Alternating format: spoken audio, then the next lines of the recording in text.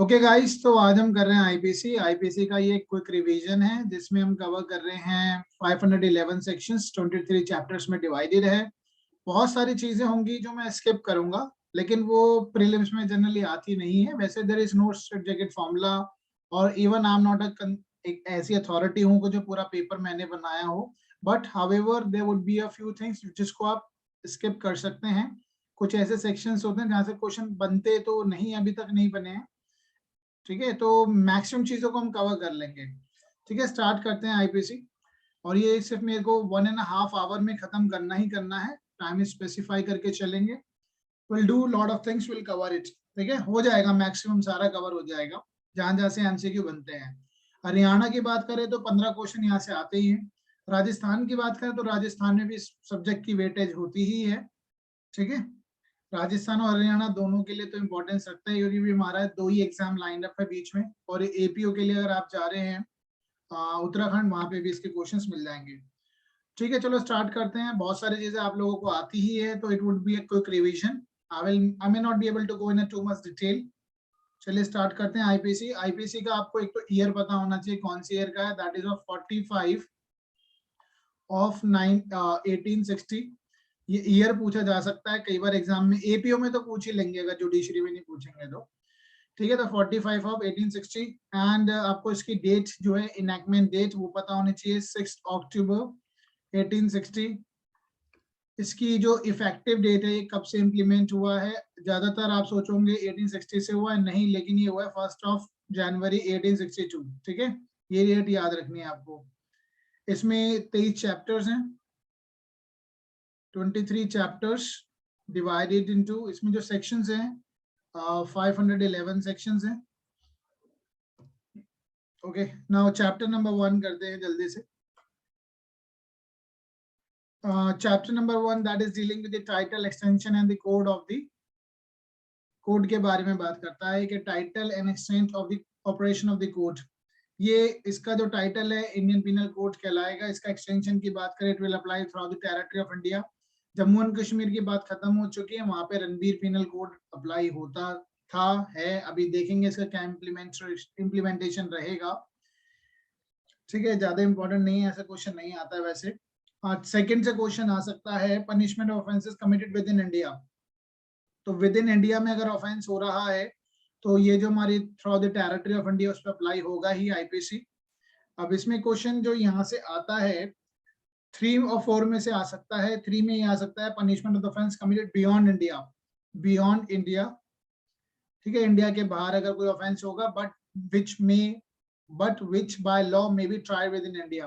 देखो, जब हम आईपीसी है, मैंने आपको एक बात बताई थी, wherever you will go IPC will follow you. अगर आप भारत के नागरिक हैं, तो अगर आप इंडिया के सिटीजन होने के नाते अगर आउट ऑफ इंडिया भी जा रहे हैं, तो ये वहां पे भी आपका आईपीसी अप्लाई हो जाएगा। ठीक है, क्योंकि हमने एक एग्जाम्पल भी लिया था अडल्ट्री का। जब इंडिया में अडल्ट्री ऑफेंस था, बट कोई इंसान इंग्लैंड में जाके अडल्ट्री करता है which is not offence there, लेकिन अगर उसने जो वहां किया है, wherever he found in India, he can be punish for the same. तो punishment of offence committed beyond India but which by law may be tried within India. India में जैसे वो मिलेगा उस पर मुकदमा चलाया जा सकता है। फोर्थ भी बात करता है extension of the code of extra territorial offences. ठीक है, एक्स्ट्रा टेरिटोरियल ऑफेंसेस। अब इसमें कुछ चीजें हैं जो इसका 1, 2, 3 आप जरूर देख लीजिएगा। जैसे अगर कोई सिटीजन है in any place without in beyond India, ठीक है, वहां ऑफेंस करता है इंडिया से बाहर जाके, या एनी पर्सन और एनी शिप और एयरक्राफ्ट, एनी शिप और एयरक्राफ्ट जो कि रजिस्टर्ड अगर इंडिया में है, इंडिया के नाम से, चाहे वो कहीं पे भी हो, ठीक है, लेकिन वो दूसरी टेरिटरी पे अभी लैंड नहीं करी है। ठीक है, अगर एयरक्राफ्ट उस टेरिटरी पे लैंड कर गया है, जैसे सपोज यूएस में वो लैंड कर गया है, तो जैसे ही वो यूएस में लैंड कर जाएगा तो फिर यूएस के लॉज लगेंगे अगर उस पे एयरक्राफ्ट के अंदर ऑफेंस हो रहा है। But till the time is in the, वो जब तक हवा में है और इंडिया में वो रजिस्टर्ड है शिप या एयरक्राफ्ट, तो वो इंडिया का ही माना जाएगा।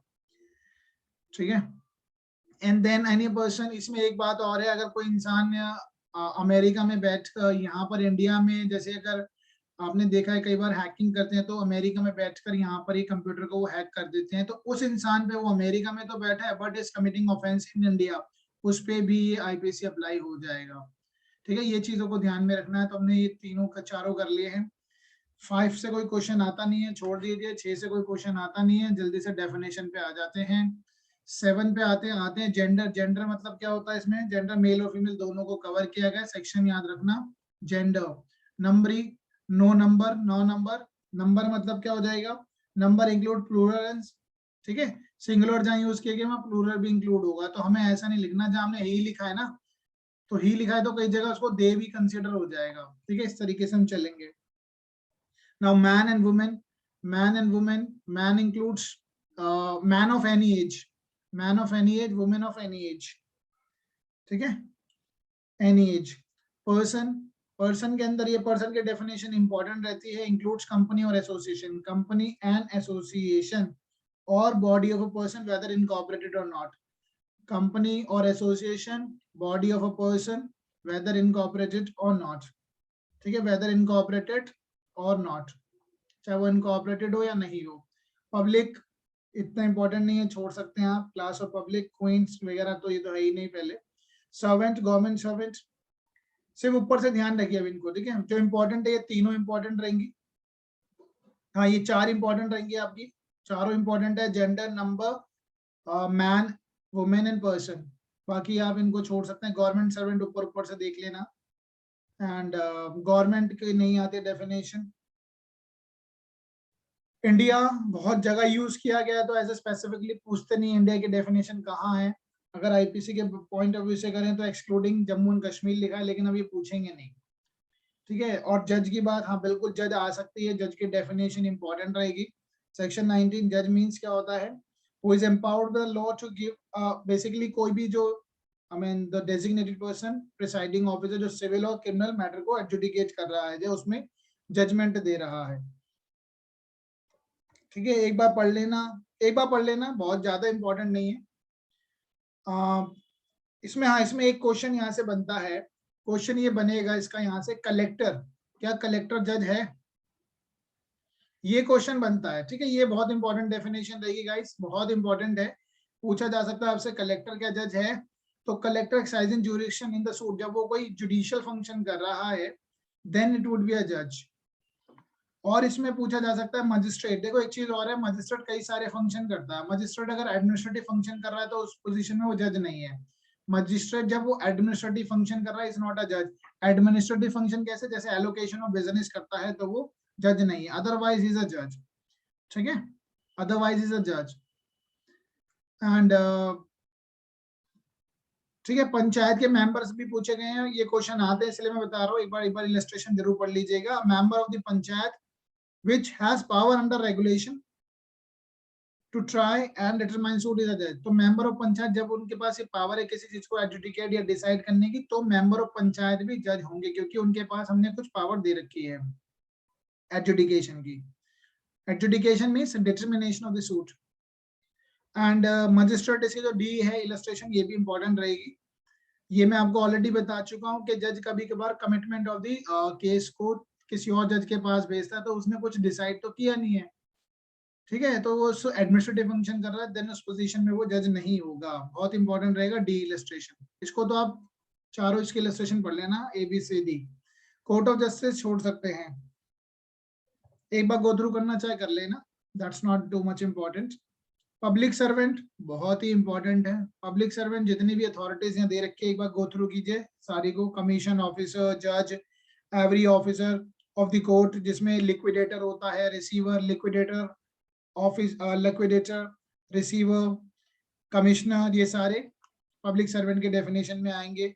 जूरी, एसेसर, जूरी और एसेसर जो हमारा वर्ड यूज हुआ है section 166 of evidence act. Member of panchayat, arbitrator, ठीक है।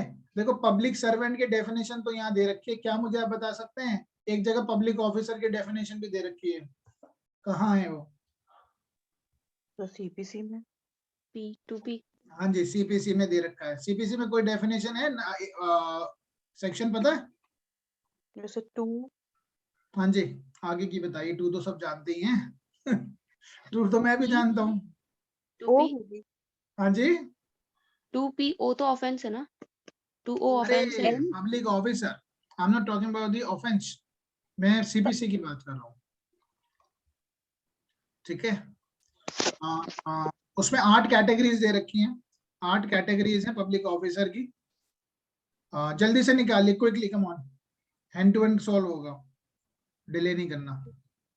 पीपीसी में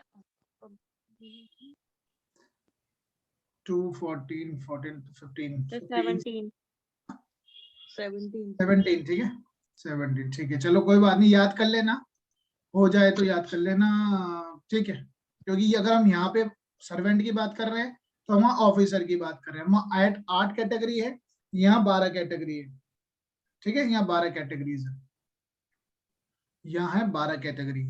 12 कैटेगरी 21 का उल्टा कर देना 12, ठीक है। अब कौन कौन सी है कस्टडी में, अब देखो इसको लॉजिक लगा लेना, इसके अंदर मैं नहीं जा पाऊंगा। पुलिस भी हो गई, जेलर हो गया, ठीक है, और ये एक बार गो थ्रू कर लीजिए, जो टैक्स इंपोज कर रही है अथॉरिटीज वो हो गई हैं। Every person hold any office in the virtue of is empowered to prepare, यानी इलेक्शन से संबंधित जो होते हैं इलेक्शन कमिश्नर वगैरह, ये सारे पब्लिक ऑफिसर पब्लिक सर्वेंट कहलाएंगे। एंड एक बार इसमें 12th और देख लेना, जो गवर्नमेंट के पे जो रेम्युनरेशन लेता है। इंपॉर्टेंट रहेगी डेफिनेशन, क्वेश्चन इसमें केस लॉ के आधार पे भी आ सकता है। क्या एमपी पब्लिक सर्वेंट है, एमएलए पब्लिक सर्वेंट है, क्या चीफ मिनिस्टर पब्लिक सर्वेंट है? हाँ जी, फर्स्ट। अब ये ऑलमोस्ट सारे ही हैं, पहले इनमें जजमेंट थी, वैसे एम करुणानिधि का केस है, उसके बाद में भी इनको कह दिया सब पब्लिक सर्वेंट है। चलिए आगे चलते हैं। नाउ मूवेबल प्रॉपर्टी की डेफिनेशन इंपॉर्टेंट रहती है फॉर दी पर्पस, लेकिन टीपीए आता नहीं है तो शायद ये पूछेंगे भी नहीं, लेकिन पूछ सकते हैं for the purpose of IPC. IPC के पॉइंट ऑफ व्यू से except the land and the thing attached to earth, क्योंकि वो क्या हो जाती है, वो इमोरल प्रॉपर्टी है। मोरल प्रॉपर्टी क्या है, जनरली मोरल प्रॉपर्टी क्या होती है, क्या कहते हैं उसको, ग्रास, टिम्बर ग्रास, और एक और चीज क्या है वो, जल्दी से ग्रोइंग क्रॉप्स, ठीक है, ग्रोइंग क्रॉप्स, ठीक है, क्योंकि उसका पर्पस है कटने के लिए बना है। इसके आई मीन 22 के हिसाब से इसमें लिखा है मोरल प्रॉपर्टी क्या होगी, are intended to be include corporeal property of every description except land, land को छोड़कर, थिंग अटैच टू, और जमीन में जो गाड़ी गई है उसको, पेड़ जो जमीन में तो गड़ा होता है तो उसको हम, लेकिन अगर उसका पर्पस देखा जाए तो फिर वो मोरल प्रॉपर्टी हो जाएगा अगर वो कटने के लिए बना है। Like a timber, standing timber, it's not a timber only, standing timber लिखना होगा, टिम्बर मत लिखना। टिम्बर जो होती है ना वो डिपेंड करती है, ठीक है, टिम्बर ट्री अलग चीज है, स्टैंडिंग टिम्बर अलग चीज है। आई होप हमने टीपीए पढ़ा तो आपको पता होगा, ठीक है। एक बार गो थ्रू कर लेना डेफिनेशन को। नाउ रॉन्गफुल गेन और रॉन्गफुल लॉस पूछा जाता है। रॉन्गफुल गेस, इसकी एक बार डेफिनेशन आप गो थ्रू कीजिए। wrongful loss is a loss by the unlawful means of the property to which the person losing its legally entitled, जो इंसान लीगली एंटाइटल है, जो इंसान लीगली एंटाइटल था उसका नुकसान हो रहा है उस चीज से। एंड रॉन्गफुल लॉस की बिल्कुल चेंज कर देंगे इसी को, वाइस वर्सा हो जाएगा। एक सेकेंड, रॉन्गफुल गेन क्या है, रॉन्गफुल गेन के डेफिनेशन नॉट लीगली एंटाइटल, और ये है लूजिंग इट लीगली एंटाइटल। एक बार पढ़ोगे तो समझ में आ जाएगा, हमने डिटेल में तो डिस्कस किया ही है। देन डिसऑनेस्टली, ऊपर से भी पता होना चाहिए, अंदर से भी पता होना चाहिए, ठीक है। एक बार इसको रीड करेंगे। डिसऑनेस्टली में डेफिनेशन में whoever does anything with intent to causing wrongful gain to one person, wrongful gain to one person and wrongful loss to another, ये याद रखिएगा, wrongful loss to one person और अपने आप को फायदा, दूसरे को नुकसान। fraudulently, intention to defraud, ठीक है, इंटेंशन टू डिफ्रॉड, इसे कीवर्ड्स याद रखिएगा बस। फ्रॉडुलेंटली, रीजन टू बिलीव आती नहीं है तो छोड़ भी सकते हैं, कॉन्सेप्ट के लिए जरूरी होता है, ठीक है। प्रॉपर्टी इन पोजेशन ऑफ, अगर कोई मेरी सामान मेरे वाइफ के पास, क्लर्क के पास, सर्वेंट के पास है तो माना जाएगा मेरे पास ही है वो। काउंटरफीट डेफिनेशन बिल्कुल ऊपर से याद रखना, सेक्शन पूछ लेंगे आपसे। जरूरी नहीं है कि नकल बिल्कुल सेम हो, जरूरी नहीं है नकल बिल्कुल सेम हो। डॉक्यूमेंट के डेफिनेशन तो बहुत बार पूछी जाती है। डॉक्यूमेंट के अंदर क्या कवर होता है, letter mark figure, letter figure mark LFM, फिर उसके बाद इसकी जो लिखा है ना अंदर, ये सारी चीजें आपको देखनी होगी, power of attorney, map, check. Document की डेफिनेशन एविडेंस में भी है, एविडेंस में बहुत क्लियर लिखी हुई है, उससे कंपेयर करके आप पढ़ सकते हैं इसको। ठीक है। नाउ इलेक्ट्रॉनिक रिकॉर्ड्स, इस डेफिनेशन को याद रखना, पेपर में पूछने के चांसेस ज्यादा रहते हैं जो बाद में ऐड होती है। ठीक है, इलेक्ट्रॉनिक रिकॉर्ड्स 2002 में इंफॉर्मेशन टेक्नोलॉजी एक्ट के आने के बाद ये ऐड हुआ है। And then valuable security, valuable security की भी डेफिनेशन अंदर से पता होना चाहिए, which is or permitted to be document whereby any legal right is created. वैल्यूएबल सिक्योरिटी के जो कीवर्ड्स हैं वो याद रखेगा, any legal right is created, extended, transferred, restricted, extinguish, released. एक बार पढ़ना, माइंड में टेंशन मत लेना, पेपर में नजर आएगा, हिंट चाहिए इस वक्त में। ठीक है, हमें आता तो सारा है, हमें हिंट चाहिए और 4 ऑप्शन में से आपको नजर आ जाएगा। ठीक है, और whereby any person acknowledgement that he lies under the legal liability और has not a certain legal right. Just go through it once, बाकी ऊपर से बार पढ़िएगा। 511 सेक्शन कवर करने तो थोड़ा स्पीड में भी चलना पड़ेगा।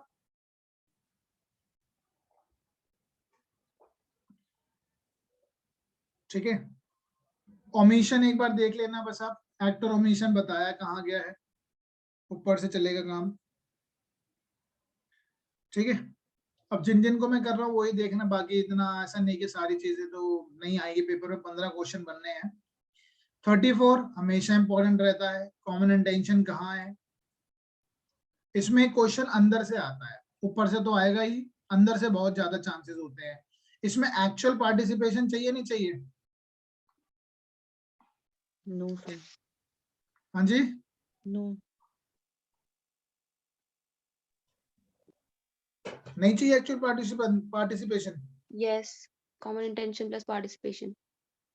कॉमन इंटेंशन होनी चाहिए प्लस एक्चुअल पार्टिसिपेशन चाहिए होता है इसमें, चाहे वो डिस्टेंस से कर रहा है लेकिन पार्टिसिपेट कर रहा है। ठीक है, ये ध्यान रखना।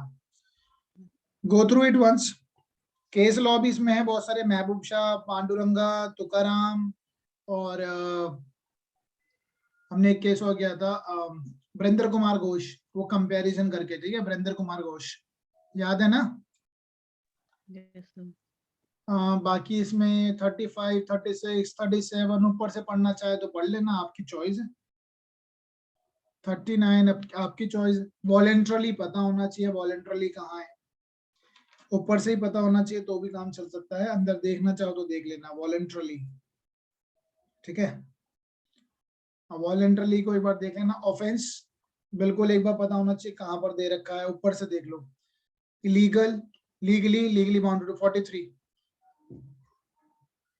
ऊपर से देख लो। लेकिन ना इसमें लीगली और इसमें एक बार डेफिनेशन पढ़ लेते हैं, क्योंकि इसमें एक सिविल एक्शन पे एमसीक्यू आ सकता है। सिविल एक्शन का जो वर्ड यूज हुआ है, the word illegal is applicable to everything which is an offence और which is prohibited by law. इतना तो सब जानते ही हैं, जो कानून में मना है वो इलीगल है। और which furnishes ground for civil action, ये भी याद रखना, और which furnishes ground for civil action। ठीक है, आप कभी इस भ्रम में रह जाएं यार ये सिविल की बात कर रहा है, बात इलीगल की कर रहा है, तो इसलिए फोकस कर लेना सिविल एक्शन पे। And a person is said to be legally bound to do whatever it is illegal in him to omit. ठीक है, बाकी जगह तो इलीगल की बात की, लेकिन सिविल एक्शन भी जिससे जो राइट आई मीन ड्राइव हुआ है, सिविल एक्शन का भी ड्राइव होता है इलीगल काम से। नाउ इंजरी कितनी होती है इसमें? 4 तरीके की है, body, mind, reputation and property. कौन सा ऐसा सेक्शन है जहां पर ये चारों को एक बारी में कवर किया गया है? Is there any section? 415 cheating.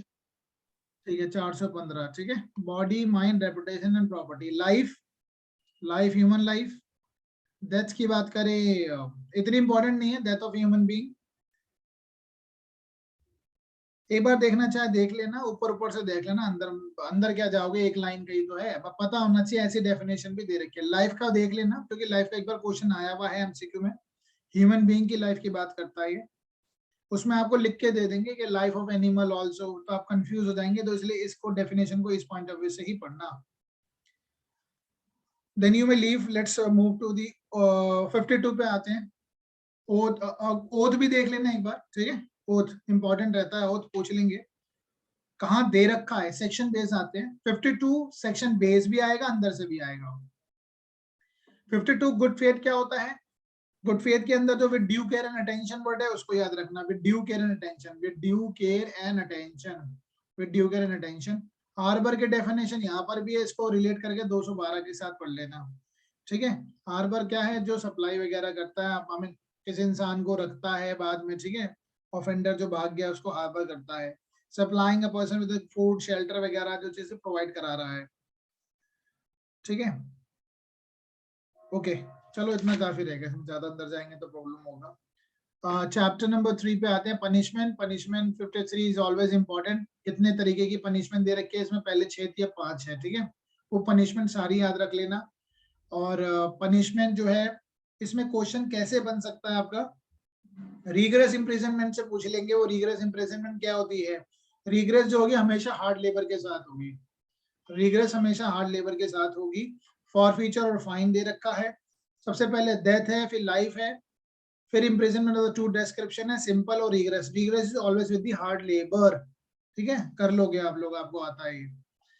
And बाकी आप you can just leave it 54। Okay, commutation की अगर बात करें, अगर यहाँ 2 जगह कम्यूटेशन दे रखा है तो इसके साथ अगर आप पढ़ेंगे, you can read it with, किसके साथ पढ़ सकते हैं इसको, रेड विद 432 CRPC 433, इनके साथ पढ़ लेना। ठीक है,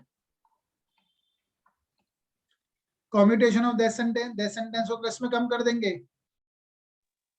हाँ लाइफ जी, एप्रोप्रिएट गवर्नमेंट चाहे तो। अच्छा, इसमें विदाउट द कंसेंट वर्ड याद रखना, विदाउट द कंसेंट पे क्वेश्चन आएगा, विदाउट द कंसेंट होगा ये, किसी और पनिशमेंट में कन्वर्ट कर सकते हैं।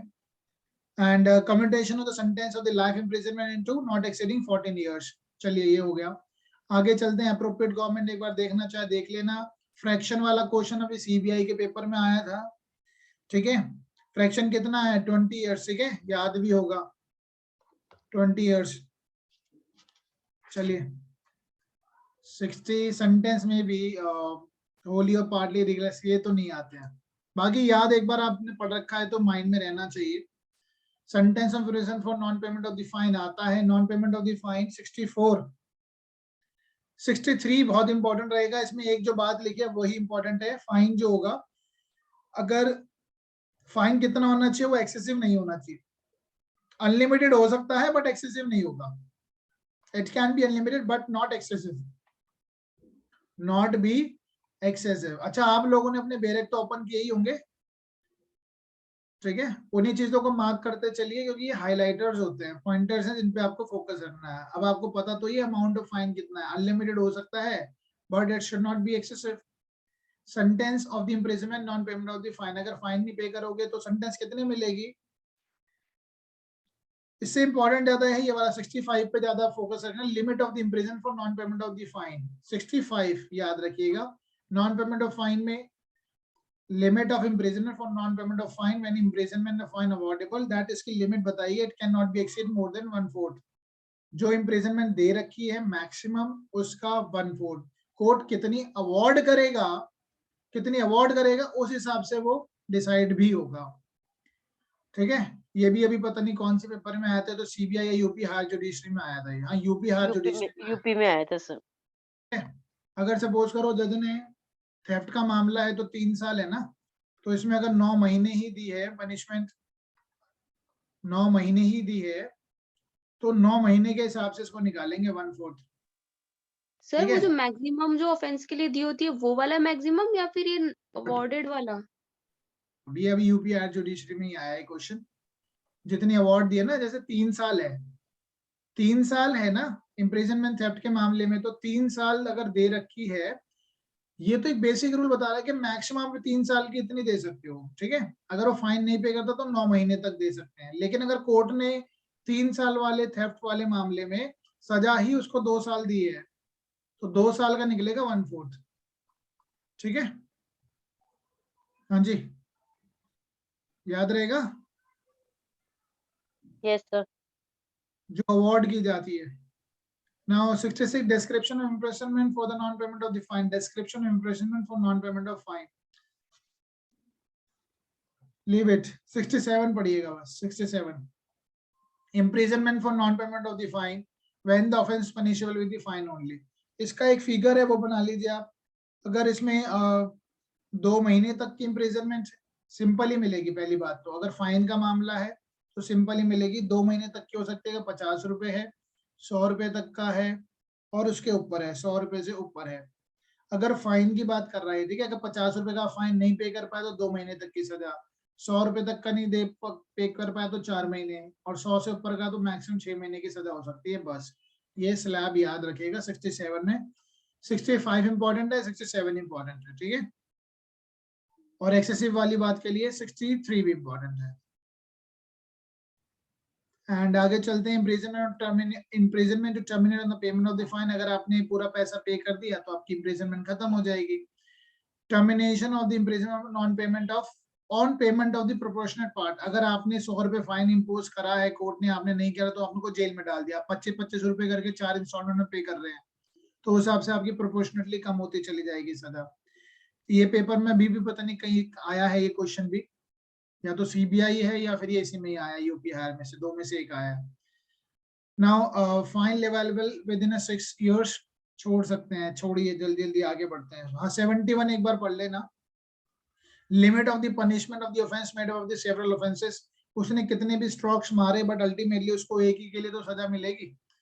अल्टीमेटली एक इंसान मर गया, उसने 100 बार चाकू मारा था उसे, तब जाके वो मरता है, तो 100 बार चाकू के लिए नहीं मिलेगी उसको, एक बार के लिए मिल जाएगी। मतलब अल्टीमेटली जो कॉन्सिक्वेंसेस निकल के आए हैं उसके लिए मिल जाएगी ना punishment.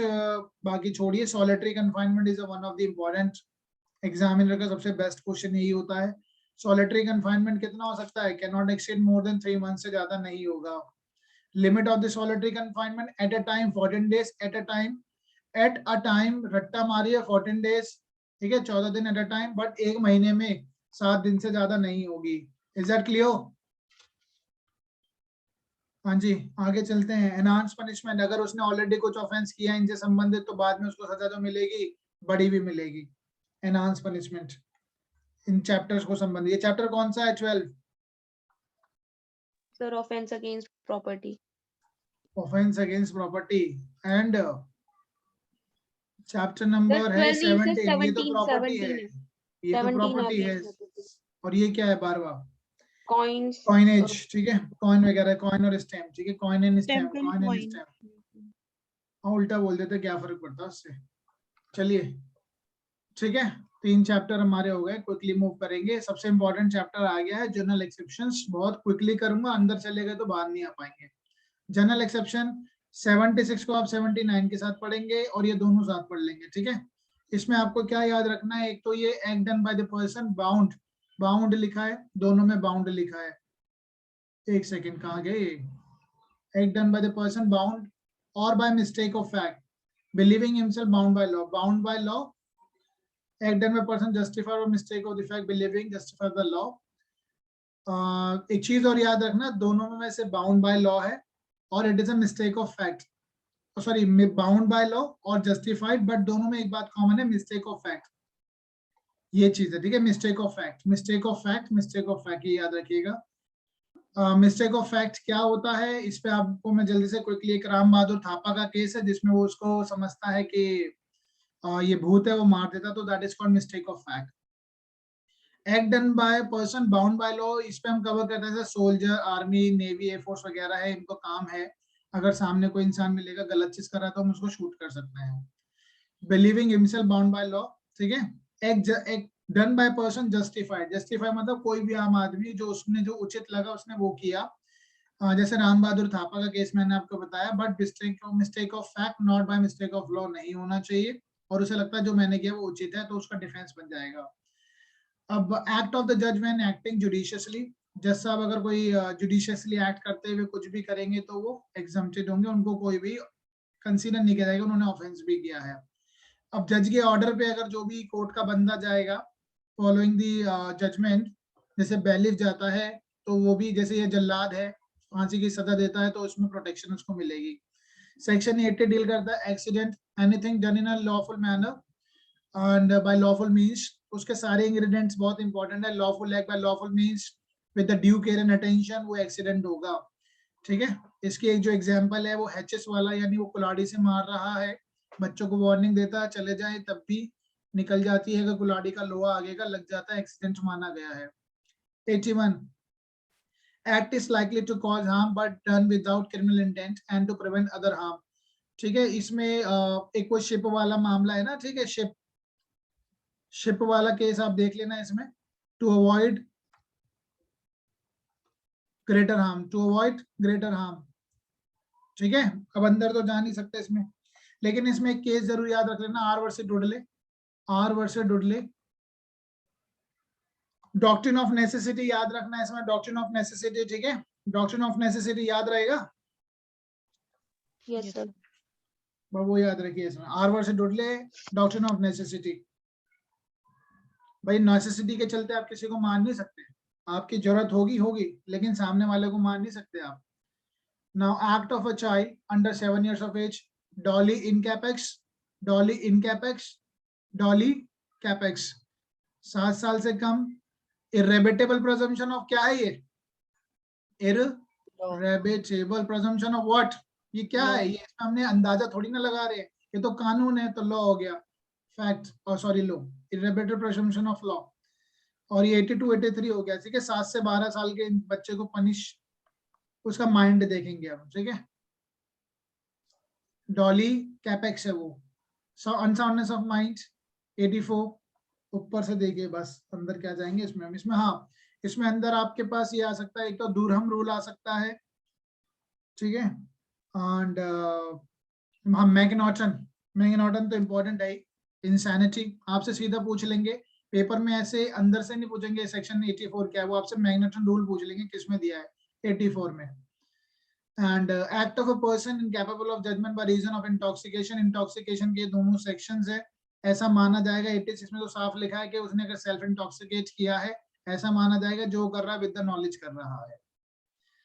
87 act not intended and not knowing to be likely to cause death or grievous done by consent, consent के साथ हो रही है, जिसमें गेम्स की बात कर रहा है ये, ठीक है। कई बार हम हमारा इरादा नहीं है लेकिन सामने वाला फिर भी मर जाता है, बट मैं ऑनेस्टली प्लेइंग कर रहा हूँ गेम, ठीक है। तो एक बार गो थ्रू करेंगे तो इजीली समझ में भी आ जाएगा। 88 को हम पढ़ लेते हैं 92 के साथ, 82 को पढ़ लेंगे 92 के साथ। Act not intended to cause death done by the consent in good faith for the person benefit. अब ऑफ कोर्स ही बात है, किसी इंसान के हमने कंसेंट लिए डॉक्टर को ऑपरेट करना है, तो भाई विदाउट कंसेंट भी होता है लेकिन उसके फायदे के लिए है, हो जाएगा। ऐसे ही act done in the good faith for the benefit of person without the consent, ठीक है। Go through it once. Done by consent या डन बाय कंसेंट या विदाउट कंसेंट है, तो दोनों को एक बार चेक कर लीजिएगा, पढ़ लीजिएगा, अच्छे को अच्छे यहाँ से क्वेश्चन बन सकते हैं। And 89 act done in the good faith for the benefit of a child, यहाँ पे चाइल्ड की एज आपको पता होनी चाहिए 12 साल, इंसेन और bye consent of the guardian, ठीक है। आई होप ये तो समझ में आ ही गया होगा। Now consent known to be given under fear or misconception, एक सेकंड, ओके 90 में भी कंसेंट की बात की, consent known to be given under fear of misconception. तो इसमें एक बार गो थ्रू कर लीजिए, ठीक है। कंसेंट के बारे में ही लिखा हुआ है, consent of insane person, consent of the child, जब वो 12 साल से कम की है, ये यानी कहीं ना कहीं 89 का ही कंटिन्यूएशन में ही है। Go through it once. 90 91 exclusion of the act which are offence independently, ये इंडिपेंडेंटली की बात करता है, वो तो ऑफेंस है ही अपने आप में। जैसे इस पे हम एग्जांपल लिखते हैं, जनरली मिसकैरेज वाला होता है, ठीक है। मिसकैरेज करना, अगर कोई लेडी मिसकैरेज कर रही है विदाउट दी कंसेंट, जहाँ पे ऑथराइज नहीं है वो करने के लिए, तो इसका मतलब वो बेबी को भी तो मार रही है, तो कहीं ना कहीं वो एक इंडिपेंडेंट ऑफेंस भी कर रही है, उसकी कंसेंट इररिलेवेंट हो जाती है, ठीक है। क्योंकि वहां आपको पता है ना कि हाई कोर्ट से हमें परमिशन लेनी होती है, अगर 26 वीक्स के बाद अगर मिसकैरेज करवाते हैं, तो अगर वो कर देते तो वो भी पनिश उसकी कंसेंट इररिलेवेंट हो जाएगी। अगर वो 26 के बच्चे को मरवाती है, तो अबॉर्ट करवाती है without the consent of the honourable apex court, high court से विदाउट कंसेंट करवाएगी, तो ठीक है, तो उसकी कंसेंट इररिलेवेंट होगी क्योंकि उसने कहीं ना कहीं हत्या कर दी है। Now 93 94 95 communication made in good faith, कोई डॉक्टर कहता है कि भाई तुम्हें तो बीमारी है, वो इंसान सुनते ही मर जाता है, डिफेंस मिलेगा डॉक्टर को गुड फेथ में। Act to which a person which is compelled by the threat, अगर किसी के सर पे गन पे बंदूक रख के अगर उसको कहा कि तो सामने वाले का मर्डर कर दे या स्टेट के अगेंस्ट ऑफेंस कर दे, दो ही बातें याद रखनी है। तो उस सिचुएशन में क्या होगा, क्या मैं आपके सर पे रख के बंदूक किसी और से मर्डर करवा सकता हूँ? हाँ जी बताइए। No, इन sir. परिस्थितियों को छोड़कर वो तो हो सकता है, बट इसके अलावा और कुछ नहीं करवा सकते। मुझे पता है मैम, एक बार गो थ्रू कर लेना, मैंने कीवर्ड्स बताए हैं, इसके अंदर जाने का भी टाइम नहीं है, नहीं तो बहुत इंपॉर्टेंट प्रोविजन तो है ये। Act causing slight harm, act causing slight harm, इस पे एक मैक्सिम है, de minimis non curat lex, de minimis non curat lex. I mean the law does not take care of the trifling act, कानून तुच्छ बातों को नहीं मानता है। एंड आगे चलते हैं, of rights of private defence, thing done in a private defence it's not an offence, माना जाएगा। किन किन चीजों को कवर किया गया है, private defence of the body and the property, body and property को कवर करते हैं हम। Right of private defence against the act of the person of unsound mind, इसको ऐसे मान लीजिए, अगर अनसाउंड माइंड भी है तो भी मुझे राइट ऑफ प्राइवेट डिफेंस रहेगा ही रहेगा, ठीक है। एंड 99 कहता है act which there is no right of private defense extend to with the right may be exercised, इसको जरूर पढ़ना क्योंकि जितने भी राइट ऑफ प्राइवेट डिफेंस है एक्सेप्शन नहीं है इसका, यहाँ राइट ऑफ प्राइवेट डिफेंस आपको नहीं मिलेगा। ये पेपर में बहुत बार आता है, आपको राइट ऑफ डिफेंस तो मिला है लेकिन कब नहीं मिलेगा। इसके चारों पॉइंट आपको पढ़ने होंगे, ठीक है, चारों पॉइंट। इसमें पब्लिक सर्वेंट जो अपनी वो ड्यूटी कर रहा है, आपको पता है पब्लिक सर्वेंट है तो आप उसको मार नहीं सकते, ठीक है। एक बार गो थ्रू कर लेना, मैं ऊपर से पढ़ रहा हूँ बहुत स्पीड से, कुछ वर्ड्स मेरे आगे पीछे हो सकते हैं बट हमें पेपर के पॉइंट ऑफ व्यू से पढ़ रहे हैं बहुत क्विकली, ठीक है। और इसमें ये if there would be having a time to records to the public authority, ये सारी चीजें आप एक बार जरूर देख लीजिएगा, 4 पॉइंट है, चारों को देख लीजिएगा, ठीक है। जितना आप एक्सरसाइज कर सकते हैं राइट ऑफ प्राइवेट डिफेंस उतना ही करेंगे, you can not inflict more harm.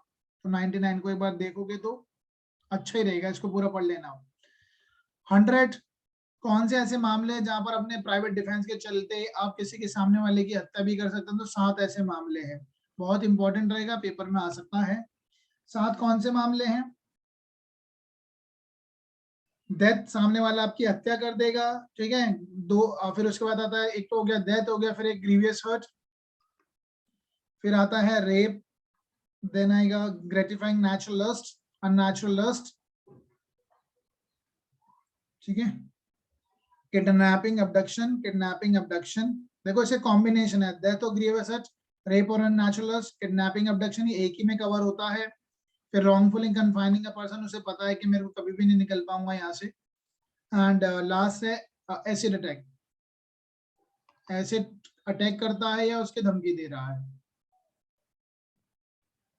ठीक है, अटेम्प्ट करता है, तो ये आपको याद रहना चाहिए। 100 बहुत इंपॉर्टेंट है। इसका मैंने आपको ऑलरेडी चार्ट भी बनवाया हुआ है कि इसको हम कैसे याद करते हैं, ठीक है। उसके अलावा फिर अगर वो डेथ नहीं, ऊपर वाली चीजों में डेथ के अलावा कुछ और भी कर सकता है, कोई और हम पूछा सकता है। 101 कब स्टार्ट होता है कब खत्म होता है, ये हमारा 102 में है। अब अगर हम बात करी थी हमने, और प्राइवेट डिफेंस किसके खिलाफ मिला हमें, बॉडी के खिलाफ, बॉडी ऑफ मेरी बॉडी, किसी और की बॉडी भी, इंग्लैंड नहीं है ये, हम दूसरे की भी, एक अनजान की बॉडी भी बचा सकते हैं, ठीक है। और रही बात प्रॉपर्टी की, प्रॉपर्टी भी मेरी, सामने वाले की प्रॉपर्टी को भी प्रोटेक्ट कर सकता हूँ, right of defence of property भी है। अब ये 3 से लेकर 4 5 तक ये प्रॉपर्टी से संबंधित है, कब स्टार्ट होंगे कब खत्म होंगे, एक बार आप इसको देख लीजिएगा। 103 में इससे अंदर से क्वेश्चन आपको पूछा जाएगा कि आपको प्रॉपर्टी को डिफेंस करने का अधिकार कब होगा। इसमें आपके ये याद रखिएगा, रॉबरी, ठीक है, house breaking by night, house breaking by night, mischief by fire and theft, mischief और ट्रेसपास, जिसमें आपको एक खतरा है कि कोई चोर चोरी करते हुए आपको जान से मार देगा या ग्रीवेस पहुंचा देगा, okay. Commencement and the continuous right of private defence कब स्टार्ट होगा कब खत्म होगा, एक बार गो थ्रू कीजिए। And right of private defence against, अब उस मॉब के अंदर, एक भीड़ के अंदर बच्चे हैं, बच्चे को मॉब आपको जला देगी, ठीक है, इससे आपको रिस्क लेना पड़ेगा, बच्चों को भी अगर शूट लग जाता है, गोली लग जाती है तो you are not liable for the same, private defence है आपका, ठीक है। एक बहुत बड़ा चैप्टर है बट हमने बहुत क्विकली इसको किया, बहुत चीजें कर सकते हैं लेकिन टाइम की वजह से हम इसको इतना ही कवर कर रहे हैं अभी। अबेटमेंट, अबेटमेंट के आप इसमें सारे तो याद नहीं करेंगे, फिल्टर करते हैं। 107 में 3 बातें जो लिखी हैं उसको ध्यान रखिएगा। इंस्टिगेशन, इंस्टिगेशन के द्वारा हो सकता है, एंगेज करके, एंड इंटेंशनली एडिंग, ठीक है, इंस्टिगेशन, एंगेज और इंटेंशनली एडिंग, ठीक है। अबेटमेंट, अबेटर की डेफिनेशन यहाँ दे रखी है और इसकी एक्सप्लेनेशन बहुत इंपॉर्टेंट है, ठीक है। एक्सप्लेनेशन नंबर पर्टिकुलरली 2 बहुत इंपॉर्टेंट है।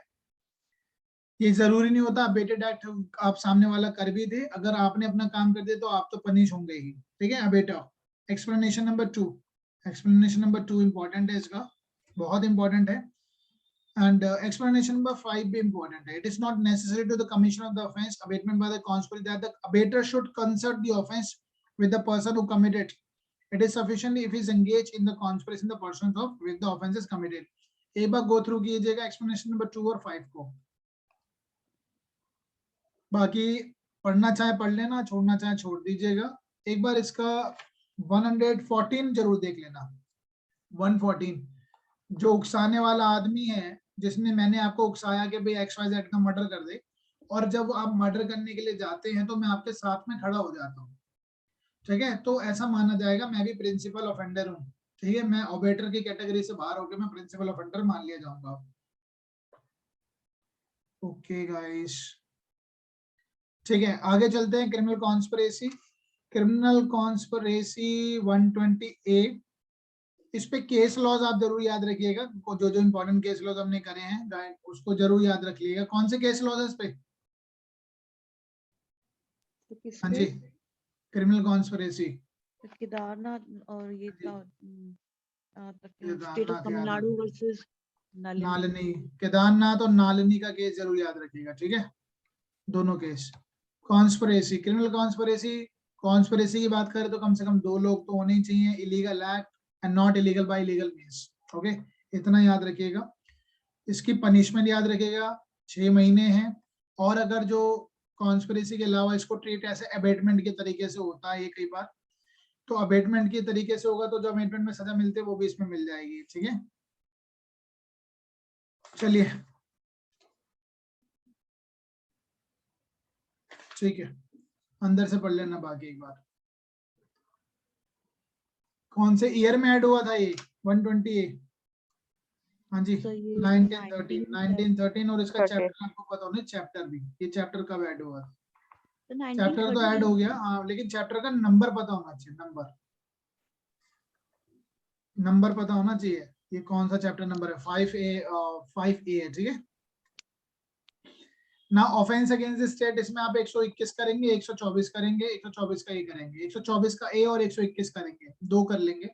वेजिंग और अटेम्प्टिंग टू वेज वॉर और attempting to waging of war against the government of India, that sentence है इस मामलों में, ठीक है। सडिशन, सडिशन होता है ऐसी बातें करना जिससे आप गवर्नमेंट को हेट्रेट करवा रहे हैं, ठीक है, लोगों से। Go through it once. It can be by words spoken or written by sign or visible representation, otherwise of bringing or attempting to bring hatred or contempt or exciting, ये सारे इसके keywords बन के आ जाएंगे आपको। इससे keywords को extract कीजिए, उस पर ध्यान रखिए, ठीक है। वेजिंग वॉर बड़ा ऑफेंस है, सेडिशन बड़ा ऑफेंस नहीं है, याद रखना, कभी कंफ्यूजन हो जाओ।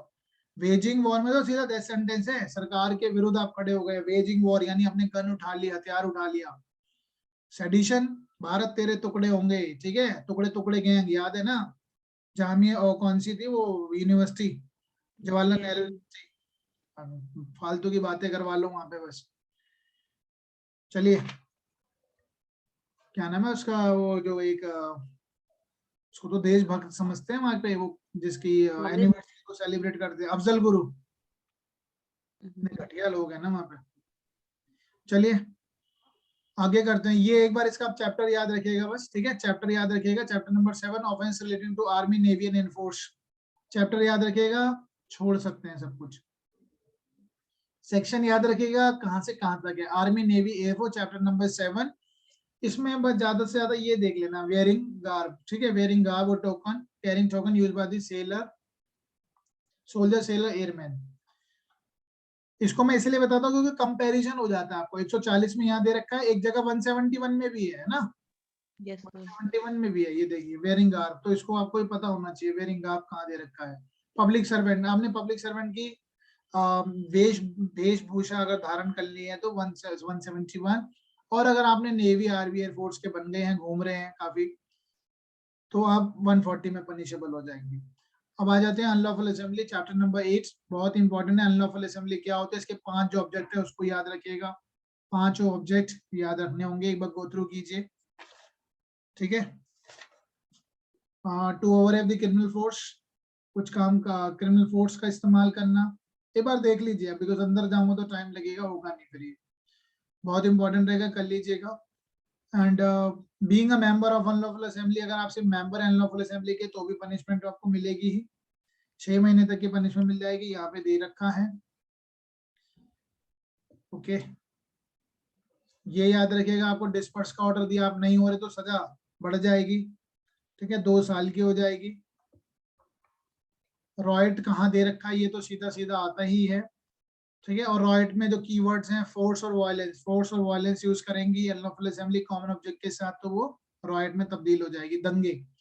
पनिशमेंट फॉर द रॉयटिंग, और ये आ गया rioting arm with a deadly weapon, arm with a deadly weapon 3 साल की सजा है, 3 साल की सजा अगर डेडली वेपन के साथ आप रॉयटिंग करेंगे, ओके।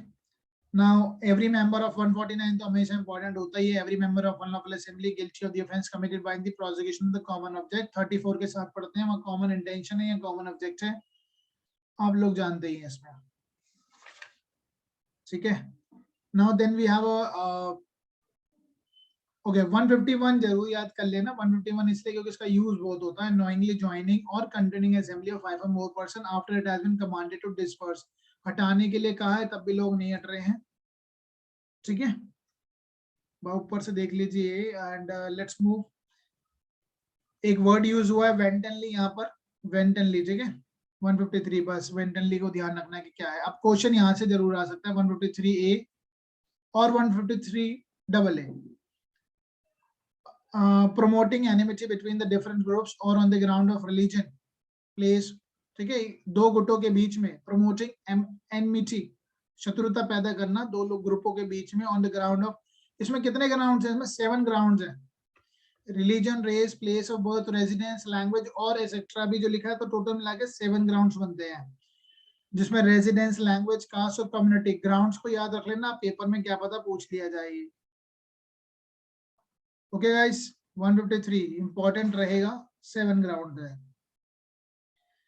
53AA 153 यहाँ पे मास ड्रिलिंग का है, ठीक है, मास ड्रिलिंग, हथियार आप लेके जाते हैं किसी कारवा में, प्रोसेशन में, ओके। इम्पिटेशन, एजर्शन, प्रेजुडिस और नेशनल इंटीग्रेशन यानी राष्ट्र हित के भावना वाली बातें जहां पर है उसमें आप गड़बड़ कर रहे हैं, इम्पिटेशन, एजर्शन और प्रेजुडिसली टू दी नेशनल इंटीग्रेशन, पढ़ लेंगे एक बार, ठीक रहेगा, ऊपर से तो ये पता ही होना चाहिए। 153B राष्ट्र हित वाली जो बात है, नेशनल इंटीग्रेशन, बाकी इनको छोड़िए, ओके। एफरे पे आ जाते हैं, एफरे अपने आप में इंपॉर्टेंट कॉन्सेप्ट है। एफरे होता है 2 या 2 से ज्यादा लोग पब्लिक प्लेस को डिस्टर्ब कर रहे हैं, नॉइस क्रिएट कर रहे हैं, न्यूसेंस क्रिएट कर रहे हैं, but they must be actual fight होना चाहिए, एक्चुअल फाइट होना चाहिए, गाली गलौच नहीं चलेगा। पनिशमेंट ऑफ एफरे कितना होता है, पूछ लिया जाएगा, 1 महीना, कितना, 1 महीना, विच में एक्सटेंड टू 1 मंथ, और 100 रुपए का fine.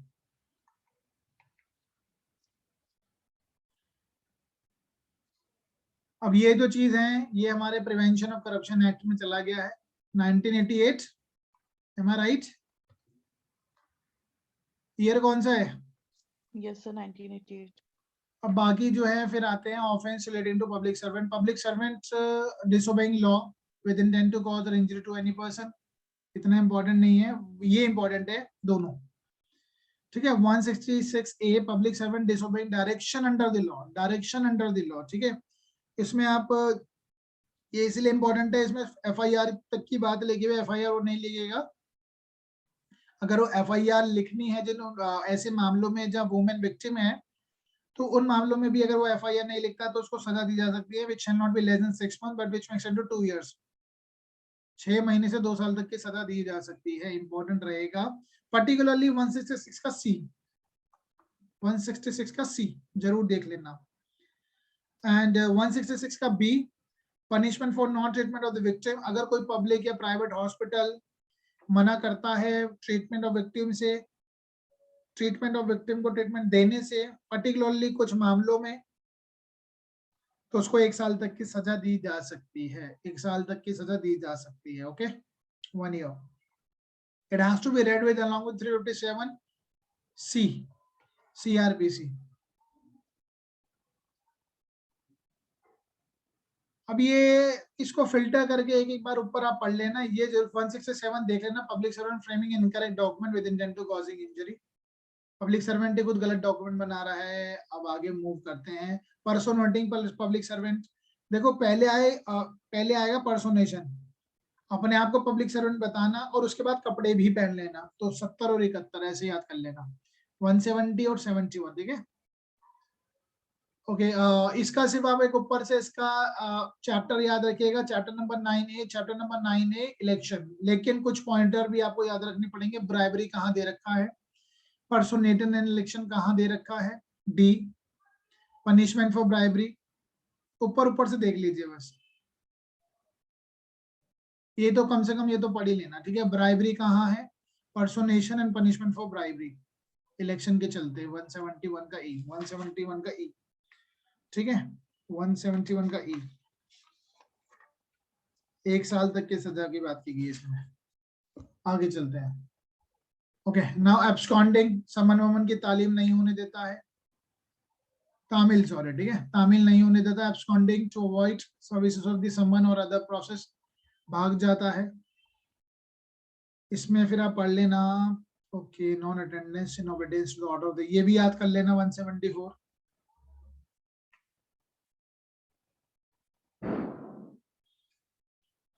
Furnishing false information is very important, अभी ये सीबीआई के पेपर में आया था।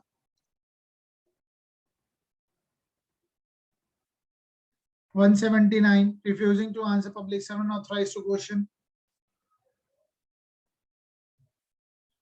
ऊपर से देख लेना, ये इंपॉर्टेंट है, बीच में से इनमें से पूछ लेते हैं, वो एक आधा क्वेश्चन आ जाता है, ठीक है, एक आध क्वेश्चन पूछ ही लेते हैं वो इसमें से।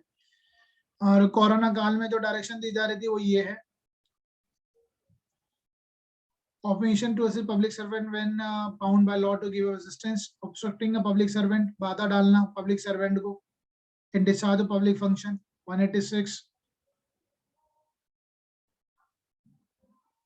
ओके, ये जरूर देख लेना, जिन पे मैंने टिक मारा है ये जरूर देख लेना, छोड़ना मत, ये जरूर देख लेना, ठीक है। एक थ्रेट वाला 189, 172 absconding, 174 non attendance in obedience, नहीं आता पब्लिक सर्वेंट के बुलाने पे भी, 177 फर्निशिंग फॉल्स इंफॉर्मेशन, ठीक है, furnishing false information. 179 refusing to answer public servant, जब उसने कुछ क्वेश्चन पूछा है तब मना करता है, नहीं देता है। 186 obstructing public servant in the discharge of a public function.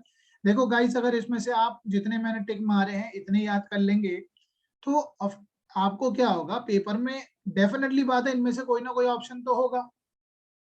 अगर क्वेश्चन कुछ और आ गया, मानो 182 पे आ गया क्वेश्चन, 182 पे आ गया, फॉल्स इंफॉर्मेशन पे आ जाता है, लेकिन अगर आपको एलिमिनेट तो कर सकते हैं, नहीं यार 186 तो किसी और चीज का, इसका तो नहीं हो सकता, तो जरूरी नहीं सारे याद कर लेंगे। आप सारे कर लें तो बहुत बढ़िया, लेकिन आप कुछ याद कर लोगे तो उसके हिसाब से जो आप एलिमिनेट कर सकते हैं, ये जरूर याद कर लेना जो मैंने लिखवाए हैं।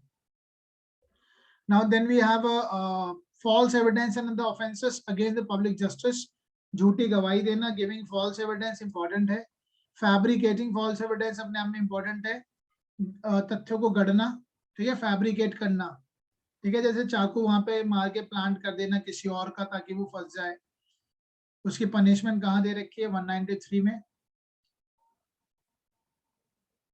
ओके, बाकी तो ये बात आपको मैं ऑलरेडी बता चुका हूँ कि कोई इंसान झूठी गवाही देता है और उस झूठी गवाही के चलते सामने वाले को भी डेथ पनिशमेंट मिल जाती है, तो जिसने झूठी गवाही दी उसको भी डेथ पनिशमेंट मिलेगी। ओके, ये थ्रेट देने की बात आप याद कर लीजिए, कोई इंसान धमकी देता है any person to give a false evidence, दे वो।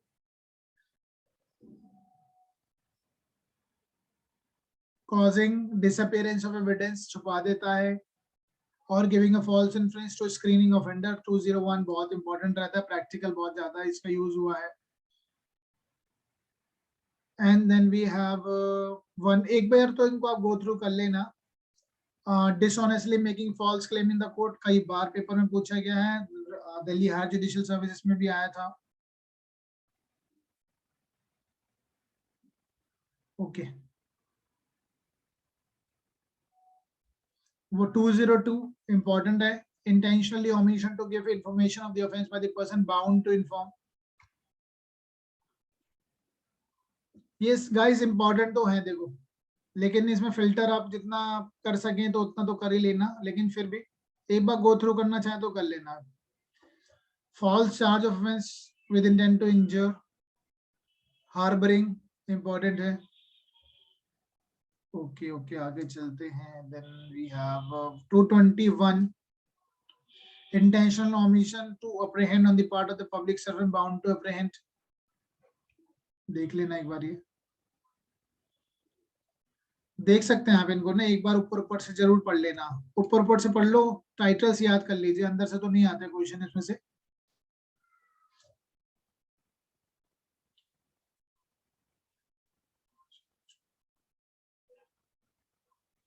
ठीक है, इतना तो जरूर कर लेना, ऊपर से देख लेना, क्वेश्चन आते हैं इसमें से. आई कैन नॉट से कि भाई नहीं आते, आते हैं, किसी में से भी आ सकता है तो, लेकिन जो मैंने टिक मारे वहां से रैंडमली क्वेश्चन पूछे जाते ही हैं. However, एक बार गो थ्रू कर लेना ऊपर से, सिर्फ इंडेक्स देख लेना, सुपरफिशियल नॉलेज देख लेना इसकी. Now offence related to coin and government stamp, इसका आपको चैप्टर पता होना चाहिए, चैप्टर पता होना चाहिए, काउंटर फिटिंग कॉइन कहाँ दे रखा है ये पता होना चाहिए. 231 इसका इंपॉर्टेंट है, बाकी चाहे आप इसको पढ़ें तो ठीक, नहीं पढ़े तो भी चल जाएगा. बहुत बड़ा चैप्टर मैं सीधा कटवा रहा हूँ, आपकी चॉइस है, पढ़ना चाहे पढ़ लीजिए. क्वेश्चन सिर्फ 231 पे आ सकता है, हाँ तो बहुत कुछ सकता है, लेकिन देखो टाइम कम की वजह से कुछ फिल्टर करना ही पड़ता है. Now offence related to weight and measure पूछे जाते हैं, मार्किंग और मेकिंग और सेलिंग वेट, फॉल्स वेट और मेजर. 267 चैप्टर ही पता होना चाहिए, से कहाँ दे रखा है, चैप्टर ही पूछते हैं मैक्सिमम. ओके, एक बार ऊपर से पढ़ लेना. Offence affecting the public health और कन्वीनियंस, इसका 268 सीधा पूछ लेंगे. पब्लिक न्यूसेंस कहाँ है, नेग्लिजेंटली वर्ड और मैलिग्नेंटली वर्ड से संबंधित ये पूछे जा सकते हैं, कहाँ पे दे रखा है, जानबूझकर करता है या लापरवाही से करता है. मैलिग्नेंटली और बड़ा वर्ड हो जाएगा 270, मैलिग्नेंटली यानी मिलाइश द्वेष भावना से, तो सजा में फर्क पड़ जाता है, एक में 6 महीने होगी, एक में 2 साल होगी. एक बार चेक कर लेते हैं. हाँ 2 साल है ना, ठीक है. मैलिग्नेंटली थोड़ा सा और द्वेष भावना से कर रहा है, एक लापरवाही में कर रहा है, लापरवाही में तो 6 महीने है, इसमें 2 साल हो जाएगा. क्वारंटाइन रूल, ये पहले शिप के लिए होता था, ठीक है. क्वारंटाइन वर्ड यहाँ से ये देखो, क्वारंटाइन 271 तो अलग कर दिया जाता था, जिससे हमारी वो बीमारियां फैल सकती थी. पहले तो हम जो ट्रेड होता था वो शिप के जरिए ही होता था, तो इसलिए यहाँ पे बनाया गया था quarantine rule. Adulteration of the food याद रखिएगा 272, सेल ऑफ नॉक्शियस फूड और drink, adulteration of the drugs, ये आपको पता होने चाहिए ऊपर ऊपर से कम से कम. Sale of adulterated drugs, fouling water, पानी में कुछ मिला देता है, खराब कर देता है. Making atmosphere noxious to health, ये इंपॉर्टेंट रहेगा. 79 to 79 रैश ड्राइविंग और riding on a public way, 6 महीने तक की सजा. एंड बाकी यहाँ से छोड़ सकते हैं कुछ, 280 के बाद से आप कुछ छोड़ सकते हैं, ये छोड़ सकते हैं. Okay, now 292 is very very important, sale of obscene books and etcetera. अब 293 में एक एज का भी बात है, वो भी जरूर देख लीजिएगा. कितनी एज है यहाँ पे, 20 साल लिखी नहीं लिखी है? Yes, sir. में आए हुए हैं, ठीक है. तो 20 साल वाली बात कहाँ लिखी है ये आपको पता होना चाहिए, ठीक है. 20 ईयर्स वाली, उसमें सजा भी बढ़ जाती है, चेक कर लीजिएगा एक बार. Obscene act and songs, keeping lottery tickets, lottery office. Offence relating to the religion 295 298 दोनों इंपॉर्टेंट रहेंगे. 295 इज ऑल्सो इंपॉर्टेंट, बाकी ये तो चाहे आप देख लीजिएगा, छोड़ सकते हैं. 295 और 298 में क्या डिफरेंस है, व्हाट इज द डिफरेंस? यहाँ पे वर्ड डिफाइलिंग है तो पॉल्यूट हो गया. अच्छा, 295 और 298 में क्या डिफरेंस है? यहाँ अटरिंग वर्ड है, ठीक है, बट यहाँ पे क्या है? अ डेलिब्रेट और malicious act intended to outrage the feelings of the any class by insulting. तो सजा किसमें ज्यादा है? सजा भी इसी में ज्यादा, 3 साल की सजा है। 295 इसमें है सजा 1 ईयर, 1 ईयर, ठीक है। ओके, बहुत ही इंपॉर्टेंट चैप्टर आ गया 16 मीन चैप्टर जो है हमारा 16 that is dealing with the human body, offences against human body. 299 बहुत इंपॉर्टेंट है, समझ के जाइएगा। 299 जो है इसमें इसके 3 पार्ट में हमने इसको डिवाइड कर रखा है। 3 पार्ट के बाद इसकी 3 जो इसकी एक्सप्लेनेशंस है, 3 एक्सप्लेनेशन के बाद 300 पे आएंगे तो 300 के 4 क्लॉजेस हैं। इन 4 क्लॉजेस के बाद इसके 5 एक्सेप्शंस हैं। याद रहेंगे? हाँ जी, 299 की जो 3 क्लॉजेस हैं, जिसको 3 क्लॉज में हम बांटते हैं, लेकिन है नहीं वो क्लॉजेस, लेकिन हमने कैसे किया है? causing death by the doing an act with intention to causing death with the knowledge to intention to causing such bodily injury as likely to cause death and knowledge। आपको पता ही है इसमें या तो एक इंटेंशन की बात की, एक में इंटेंशन है, दो में नॉलेज है, ठीक है।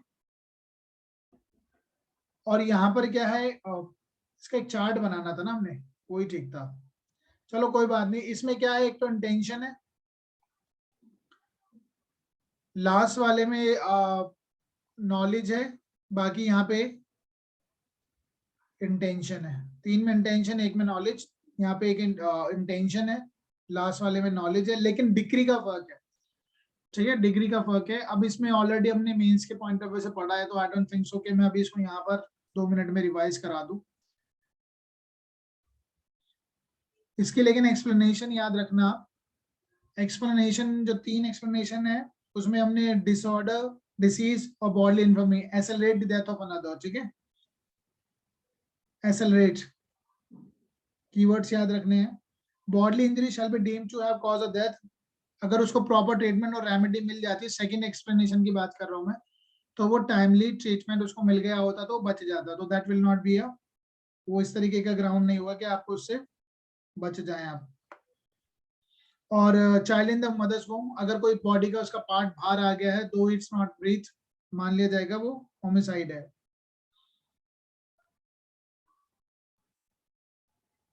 ठीक है। ये तीनों एक्सप्लेनेशन इंपॉर्टेंट रहेंगी, तीनों एक्सप्लेनेशन, ठीक है। और रही बात फिर हम 300 पे आते हैं, तो 300 के आपको चारों उसके क्लॉजेस पता होने चाहिए। इंटेंशन टू कॉजिंग डेथ, ठीक है, intention to causing death with such bodily injury, such bodily injury as the offender knows, as the offender knows, जबकि 299 में likely, दोनों में ये फर्क आता है। फिर आता है इसका जो थर्ड क्लॉज है, I mean injury are sufficient the ordinary course of nature to cause death, अपने आप में काफी थी, डॉक्टर की मेडिकल रिपोर्ट लगती है और इफेक्टिवली बता देते हैं कि हाँ मर्डर ही हुआ है। फोर्थ है इमिनेंट डेंजर्स, जो भी वो एक्ट करता है इमिनेंटली इतना खतरनाक है कि उससे प्रोबेबिलिटी बहुत ज्यादा थी कि इंसान तो मरेगा ही, ठीक है। जबकि यहाँ पे 299 में उसकी नॉलेज होती है, तो knowledge is a lesser degree as compare to 300 का 4। नॉलेज तो दोनों में ही है, लेकिन वह इमिनेंटली डेंजर है, काफी डिटेल में हमने किया हुआ है। तो when culpable homicide not amounting to murder, 300 के जो 5 एक्सेप्शंस है वो आपको पता होने चाहिए। पहला exception grave and sudden provocation, K M Nanavati का केस, एंड सेकंड एक्सेप्शन जो है that is dealing with the right of private defence, exceed कर दिया गया है, राइट ऑफ प्राइवेट डिफेंस जो दिया उसको आपने एक्सीड कर दिया है। पब्लिक सर्वेंट, थर्ड एक्सेप्शन है, पब्लिक सर्वेंट ने अपनी पावर का गलत इस्तेमाल किया है। And the fourth one is sudden fight हो जाती है without premeditation. And the fifth one is जहां पे कंसेंट की बात की गई है, ठीक है। Go through it once, okay, let's wrap up fast. culpable homicide caused by the death of the person other than those intention to death, doctrine of कौन सा है, malice, transfer of malice या malice बोल देंगे आप। punishment of the murder, punishment for murder, इसमें death और life होती है, death और life।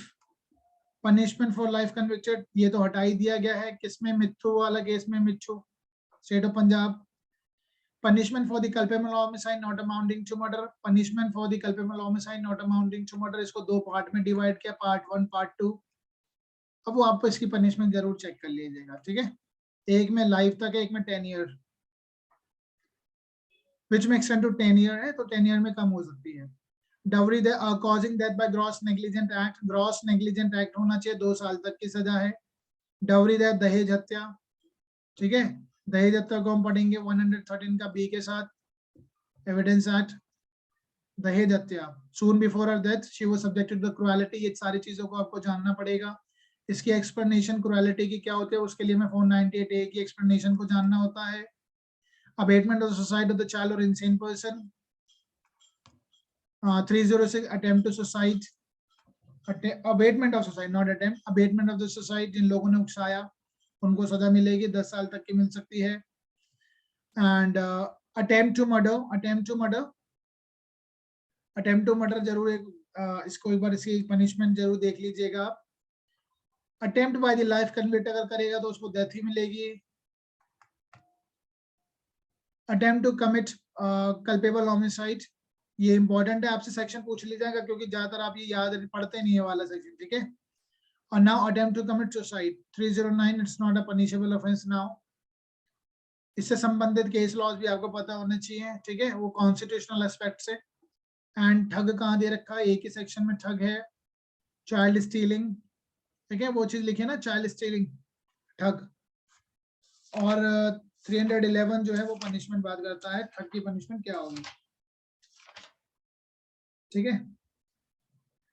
चाइल्ड स्टीलिंग और habitually associate with any other purpose for the committing robbery, तो रॉबरी भी है, ठीक है, रॉबरी एंड चाइल्ड स्टीलिंग। इसमें आप 3012 देख लेंगे, causing miscarriage without women's consent, भाई इतना ध्यान रखिएगा। आगे चलते हैं, ये याद रखिएगा 317 इंपॉर्टेंट है। माँ बाप ने अपने बच्चे को जाके ऐसी जगह छोड़ दिया है, जैसलमेर के सैंड ड्यून्स में छोड़ आए हैं, मर ही जाएगा बेचारा, कहाँ जाएगा।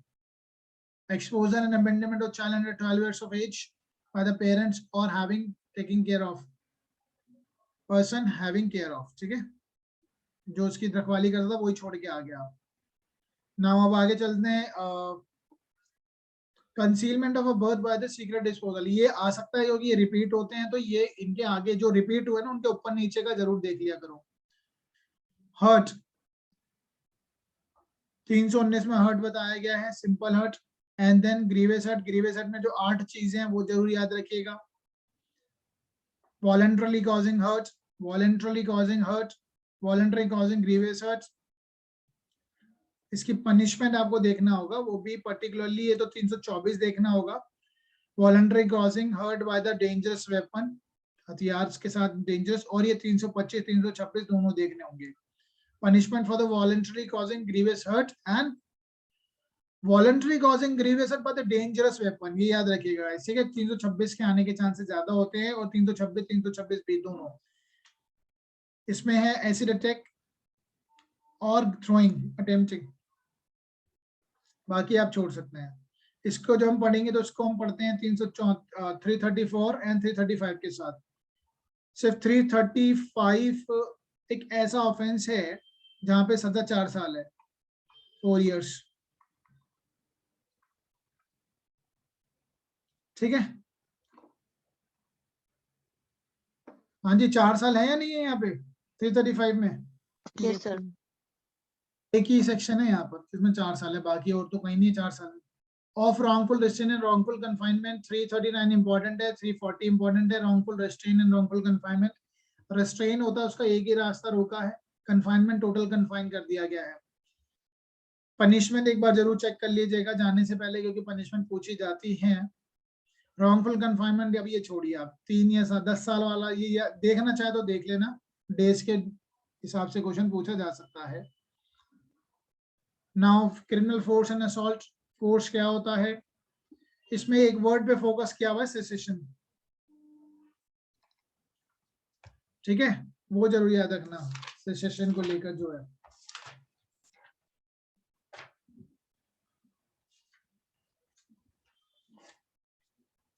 इसकी इलस्ट्रेशन जरूर याद रखना आप सारी, ठीक है। डॉग वाली इलस्ट्रेशन बार बार आती है, causing motion, change of motion, cessation of motion, ठीक है। ये तो जरूर याद रखना, बॉडी अपनी खुद की बॉडी से करता है, कोई सब्सटेंस के जरिए, by inducing any animal. Criminal force के डेफिनेशन पता होनी चाहिए, असॉल्ट। इसकी इलस्ट्रेशन देख लेना 350 की, सारी देख लेना, और 350 और 351 की इलस्ट्रेशन पे से क्वेश्चन बनेगा। फिर आप सीधा 354 पे आएंगे, assault and criminal force of women with intent to outraging और मॉडेस्टी। इसके ये चारों याद कर लीजिएगा, सारे डायरेक्ट आते हैं। स्टॉकिंग कहाँ है, इनकी पनिशमेंट के साथ आपको याद करना होगा, और इनके अंदर के जो कीवर्ड्स लिखे हुए हैं ना, ठीक है, वो भी आपको देखने पड़ेंगे। कीवर्ड्स कौन से हैं ये सारे, physical contact, sexual overture, demand और request of the sexual favour, ये सारी चीजें आपको पता होनी चाहिए। वॉयरिज्म क्या होता है, वॉयरिज्म है जब कोई इंसान जहाँ पे उसे ऐसा लगता है कि the woman will not be observed, लेकिन वो उसको झांकता है, पीप करता है, ठीक है, वॉयरिज्म। अच्छा, इमेजेस की बात भी इसमें की गई है कि अगर कोई अपना बॉयफ्रेंड या अगर अपनी गर्लफ्रेंड की कोई ऐसी इमेजेस ले लेता है, उसको फिर डिसेमिनेट कर देता है, पहले तो कंसेंट से ले ली, बाद में फैला दी, तो आईटी में भी ऑफेंस करता है, यहाँ पे भी करता है, वो इंफॉर्मेशन टेक्नोलॉजी में भी वो ऑफेंस करता है, क्योंकि उसने मोबाइल यूज किया ना, टेक्नोलॉजी यूज करके स्प्रेडिंग किया मैसेज, ये पिक्चर्स को डिसेमिनेट किया है, और ये डिसरॉब है, कपड़े उतार देता है, तो बहुत सारे ऑफेंसेस हैं, इन चीजों को आपको याद रखना। स्टॉकिंग, उसके रिपीटेड नेग्लेक्ट के बाद भी वो उसको स्टॉक करता है, कंप्यूटर वगैरह सब चीज कवर किया जाता है, कंप्यूटर से भी स्टॉक किया जा सकता है, मोबाइल से भी स्टॉक किया जा सकता है, उसके फेसबुक अकाउंट वगैरह पे बार बार नए नए अकाउंट बना के मैसेजेस भेजता रहता है, डिस्टर्ब करता है, स्टॉक में आ जाएगा, ठीक है। और सेक्सुअल हरासमेंट वर्क प्लेस पे एक तो केस आपको पता ही है, Vishakha versus state of Rajasthan. चलिए गाइस आगे चलते हैं, मूव करते हैं फास्ट एंड ठीक है। बाकी ऊपर ऊपर से देखना चाहे तो देख लेना। किडनैपिंग और अबडक्शन अपने आप में इंपॉर्टेंट, ये तीनों इंपॉर्टेंट रहेंगे चारों। Kidnapping, kidnapping from India, kidnapping from the lawful guardian, India पहले आएगा, फिर लॉफुल गार्जियन बाद में आएगा। लॉफुल गार्जियन देखना है, ठीक है, जो एक ऑर्फनेज है, अनाथ है, उसको वो लॉफुल गार्जियन में नहीं आएगा, लेकिन उसका अगर होगा तो अबडक्शन होगा, ठीक है, अबडक्ट किया जा सकता है। Abduction is of any as, kidnapping में जो एज आपको पता होनी चाहिए, M16 G18, ठीक है, male 16, girl 18। And punishment for kidnapping एक बार जरूर याद रख लीजिएगा, किडनैपिंग और अबडक्शन, ताकि मर्डर कर सके 364 डायरेक्ट पूछा जाता है, बैगिंग के पर्पस को भी पूछा जा सकता है, रेंसम के लिए फिरौती तो बार बार आता ही है, किडनैपिंग और with intent to secretly wrongfully confining a person 365। अभी आपको पढ़ने हैं, ठीक है, इनको देख के जाना ही होगा आपको। ट्रैफिकिंग पर्सन ये अलग से मैं इसलिए बताता हूँ क्योंकि ये कॉन्सेप्ट चेंज हो जाता है, ठीक है ना। अभी तो किडनैपिंग अबडक्शन चल रहा था, एकदम से ट्रैफिकिंग नया सा वर्ड आया है, तो इस पे आप फोकस किए करिए जब भी आपको एक ऐसी चीज नई सी नजर आए। Trafficking, trafficking of a person for the purpose of, गलत पर्पस के लिए ट्रैफिकिंग किया जा रहा है, इसलिए यहाँ पे ऑफेंस है। Habitually dealing in slaves, exploitation, ये तीनों याद रख लीजिएगा। Unlawful compulsory labour. Now rape, rape के डेफिनेशन आपको पता होनी चाहिए, नई डेफिनेशन आई तो उसके चारों जो पॉइंटर्स हैं, चारों पॉइंटर्स पता होने चाहिए। पनिशमेंट क्या है रेप की, और ये वेजिटेटिव, ये इनकी पनिशमेंट पता होनी चाहिए आपको, ठीक है, क्योंकि इसमें कंफ्यूजन क्रिएट किया गया है। 376A में क्या डेथ सेंटेंस है, हाँ जी, क्या डेथ सेंटेंस है वेजिटेटिव स्टेट पे, और उसके बाद उसकी डेथ हो जाती है। आपको पता है 2013 में क्रिमिनल लॉ अमेंडमेंट के बाद इसमें बदलाव किया गया है, ठीक है, after the Nirbhaya incident.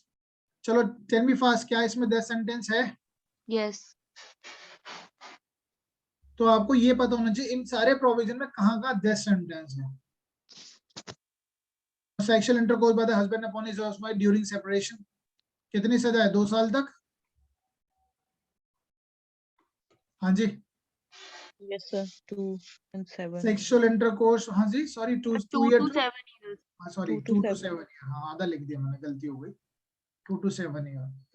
Sexual intercourse by the person in authority, in authority में कौन कौन है? हाँ जी, इन अथॉरिटी में कौन कौन आ रहे हैं, बहुत बड़ी लिस्ट है ये, ठीक है, ये सारे पता होने चाहिए आपको। सेक्सुअल इंटरकोर्स लिखा है बट यहाँ पे रेप नहीं लिखा है, ठीक है। क्यों नहीं लिखा है यहाँ पे रेप? हाँ जी, सर लिखा नहीं है, लेकिन बाद में ना एक्सप्लेनेशन में ये भी बोल दिया है कि उसका मतलब रेप ही है, क्योंकि देखो विद कंसेंट होता है, पहली बात। सेक्सुअल इंटरकोर्स हो रहा है विद कंसेंट होता है, लेकिन इंसान अपनी पोजीशन का फायदा उठाता है, इसलिए रेप नहीं लिखा है, ठीक है। क्योंकि देखो पुलिस वाला हुआ, ऑफिसर हुआ, आपने देखा है ना, वो गलत फायदा उठाता है अपनी पोजीशन का। आगे ये लिखा है ना, अरे आपने लाइन नहीं पढ़ी, not amounting to the rape, D में लिखा है ना, डी के लेकिन नीचे सर अगर आपके पास एक्सप्लेनेशन में तो लिखा है सेक्सुअल उसको इंटरकोर्स छोड़िए, शैल मीन। नहीं, उसको छोड़िए ना, अभी आप जो मैं बता रहा हूँ उसे, means any of the act mention in 375, लेकिन वो एक्सप्लेनेशन ये कहता है, कौन सी एक्सप्लेनेशन कह रहे हैं आप? सही सी में ही। एक्सप्लेनेशन नंबर 1 ना, यस सर। वो ये कह रहा है कि in this section sexual intercourse का मतलब क्या होगा। सेक्सुअल इंटरकोर्स को डिफाइन कर रहा है ए से लेकर, ठीक है, वो डेफिनेशन की बी। बात कर रहा है बस। वो ये बता रहा है ये चीज सेक्सुअल इंटरकोर्स होगी, ठीक है। ठीक इंसर्ट, है। आई मीन वो जो applying of the mouth, insertion, वो सब चीजें जो है, लेकिन ये रेप नहीं होता, गलती मत करना। इट इज दैट्स व्हाई, अरे लेजिस्लेचर बहुत सोच समझ के कानून बनाते हैं, नहीं तो यहाँ रेप लिखने में क्या प्रॉब्लम थी। वो कंसेंट से होता, कंसेंट की यूज किया, इसलिए सजा भी कम है यहाँ पर, सजा कम है ना, यस सर।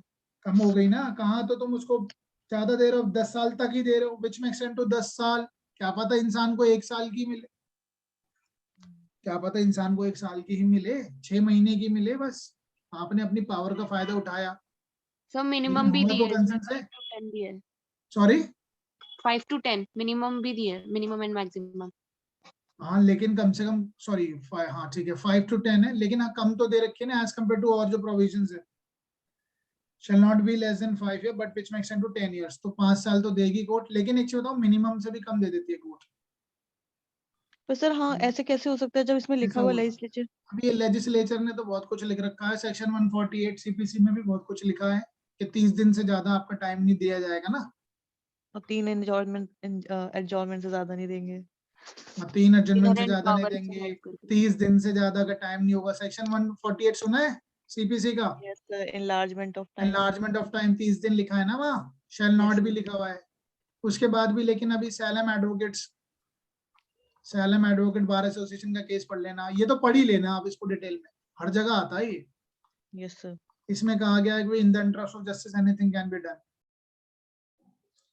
चलिए आगे चलते हैं। ये मामला जब इस पुलिस वाले को या किसी अथॉरिटी को, नॉट पुलिस वाले ओनली, किसी भी जो पर्सन अथॉरिटी पे होगा, जो पर्सन अथॉरिटी पे होगा, क्या वो सेशन जज से बात सुन के अपना जेल में चला जाएगा क्या? वो अपील तो करेगा, मामला सुप्रीम कोर्ट तक जाएगा, सुप्रीम कोर्ट उसको रिड्यूस कर देगा, लगेगा तो 5 साल से भी कम सजा हो जाएगी, ठीक है। हो जाती है बहुत, कई बार ऐसा है, लेकिन रिकॉर्डिंग का रीजन तो रिकॉर्ड करना पड़ेगा। नाउ गैंग रेप, ध्यान रखना, डी तो ये तो पता ही होगा आपको, डी में दे रखा है। Punishment for the gang rape और the women under 16 years of age और 12 years of age, ये दोनों याद रखना, D B D A, D A D B. क्या इनमें डेथ है? एक में डेथ है, एक में नहीं, डीबी। ठीक है। बच्चे वाले में डेथ है, 12 साल से कम वाले में। और ये कब हुआ था, किसकी वजह से हुआ था ये? सर ये इसके 2018 में हुआ। हाँ, सर काठुआ वो रेप था ना। मतलब, हाँ एमपी कठुआ। का और उन्नाव का, कश्मीर का। काठुआ भी तो वहीं पे ही है ना। ये तो यूपी में है शायद, काथुआ नहीं। सर एक मैटर एमपी में हुआ था और एक कश्मीर में हुआ था, ये 2 जगह मैटर हुए थे। हाँ, एक तो कश्मीर में उन्नाव तो का वो है। था जो अरे तुमने अभी नाम काठुआ, लिया। काठुआ कहाँ पर है? काठुआ भी तो है, काठुआ भी तो हाँ जम्मू सर में वही है। एमपी का है ना काठुआ। तो एमपी में नहीं है, जम्मू में है काठुआ, एक बार चेक जम्मू में करना है जरा। सर काथुआ, और जो हाँ तो फिर उन्नाव है वो उन्नाव यूपी में। होगा एमपी में। हाँ, हाँ उन्नाव हो वो है सकता है उन्नाव। एमपी में, उन्नाव एमपी में, काठुआ तो जम्मू में है, रास्ते में हाँ तो पड़ता है, कई बार देखा भी है। अभी जब मैं ट्रैवल करके आ रहा था तो मैंने अपनी वाइफ को बताया था कि ये थी वो काठुआ जगह जहाँ पे इतना बड़ा इंसिडेंट हुआ था, ठीक है। तो ट्रैवलिंग कई बार फायदा देती है जगह बताती है कि कहाँ पर है कोई चीज। चलिए, now 376E, it's a repeat offender. Unnatural तो आप जानते ही हैं, इस पे केस का नाम याद रखिएगा, ठीक है। नवतेज सिंह जौहर, उसकी सीक्वेंस भी याद रख लीजिएगा, ठीक है। Naz foundation Suresh Kumar Koushal and then Navtej Singh Johar. देखो केस मैं एक्सपेक्ट कर रहा हूँ आपको सबको आते ही होंगे, क्योंकि हमने काफी डिटेल में तो किया है, मैं इतना ज्यादा डिटेल में जा नहीं पाया because of the paucity of time. Now offense against the theft के इंग्रेडिएंट्स आपको पता होना चाहिए, 5 चीजें दे रखी हैं, 5 इसके एक्सप्लेनेशन है, वो पढ़ लीजिएगा एक बार। थेफ्ट के punishment, theft in the dwelling house, ये याद रखना। अब जब चोरी करिए, अगर घर में करिए तो थोड़ी ज्यादा सजा हो जाएगी ना, अगर चोरी वो किसने कर लिया, क्लर्क और सर्वेंट ने, और भी ज्यादा सजा हो जाएगी, 3 साल से तो ज्यादा ही होगी ना। और थेफ्ट आफ्टर प्रिपरेशन, और इसमें तो इसने क्या कर रखा है, अपने साथ एक गन वन भी छुपा रखी है, इलस्ट्रेशन पढ़ लेना इसकी, ठीक है, सजा और ज्यादा होगी। नाउ एक्सटॉर्शन, अब ये थेफ्ट है, एक एक्सटॉर्शन है, एक रॉबरी है, डेकॉइट्री है। रॉबरी जो है ultimately it is a aggravated form of either theft और एक्सटॉर्शन, ठीक है। रॉबरी क्या होती है, सामने सामने होती है। एक्सटॉर्शन को हम ब्लैकमेलिंग बोलते हैं। तो अगर लेकिन सामने सामने बैठ के गन पॉइंट पे अगर कोई एक्सटॉर्ट कर रहा है तो वो रॉबरी हो जाएगी। सामने सामने कोई चोरी कर रहा है तो ये लूट हो गई, आई मीन रॉबरी हो गई। अगर उसमें 5 लोग हो गए तो वो डेकॉइट्री हो गई। इसको आप पढ़ लेना, extortion, punishment of extortion, putting a person in the fear of injury और टू कमिट एक्सटॉर्शन। ये 386 जरूर देख लेना, पेपर में कई बार आ जाता है। Extortion by putting a person fear और death and grievous hurt, punishment भी देख लेना इसकी, ठीक है गाइस। एक बार तो कर ही लेंगे आप इसको। रॉबरी 390 एंड 391 डेकॉइट्री, एटलीस्ट 5% चाहिए, कंजॉइंटली चाहिए। वर्ड पे एम्फेसाइज करना, जॉइंटली लिखा है या कंजॉइंटली लिखा है? हाँ जी, सर किसमें? कंजॉइंटली, ठीक है। यही सारी चीजें ध्यान रखनी होती है, याद रह जाती है कंजॉइंटली, ठीक है। जॉइंटली नहीं, कंजॉइंटली।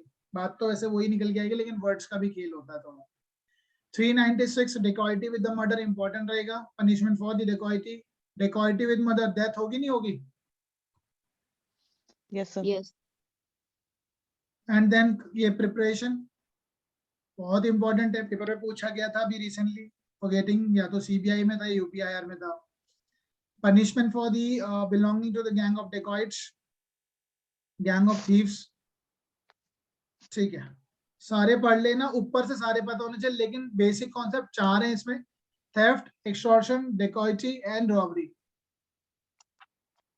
ये बहुत इंपॉर्टेंट है, यहाँ से क्वेश्चन आता ही है। 300, 403 और 405 में से इनकी पनिशमेंट भी पूछ ली जाती है। मिस एप्रोप्रिएशन, जब कोई प्रॉपर्टी खुद चल के आ रही है एक फॉर्म में, अब खुद चल के ऐसा नहीं है कि खुद ही चल के आ जाएगी, पर मुझे मिली, मैंने कोई एफर्ट नहीं लगाया, तो मिस एप्रोप्रिएशन, और मैंने उसका गलत इस्तेमाल कर लिया। 404 भी याद रखना, डेड बॉडी से अगर आपने वो चीजों को मिस एप्रोप्रिएट किया है। And the breach of trust, इसकी इलस्ट्रेशन, इसकी एक्सप्लेनेशन जो उस पर ध्यान रखना, जिसमें प्रोविडेंट फंड और ईएसआई की बात की गई है, ठीक है।